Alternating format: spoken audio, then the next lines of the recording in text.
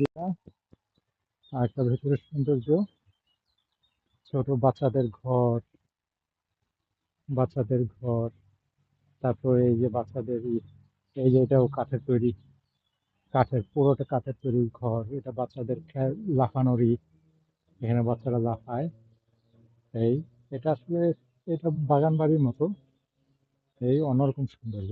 এই লাগে কাঠের ঘর, মানে দূর থেকে দেখলে আর কি বোঝার উপায় নেই। এই অনেক সুন্দর, ওখানে বসে ওরা তারা ড্রিঙ্কস করে, করে, মানে অন্যরকম সৌন্দর্য।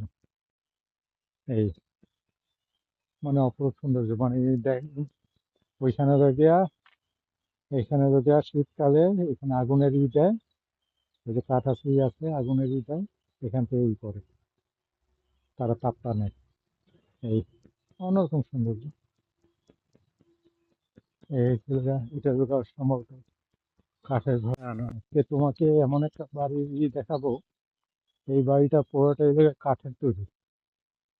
এখানে যা দেখতেছো, এইটা হলো বাড়ির বাউন্ডারি। আসলে এখানে সৌন্দর্যটাই অন্যরকম। আমি কোনটা থেকে কোনটা তুলনা করবো, এই তো অবস্থা। এই যে দেখো, পুরো বাড়িটা কাঠের তৈরি, ভেতরে পুরোটাই কাঠের মধ্যে গ্লাস ফিটিং করা,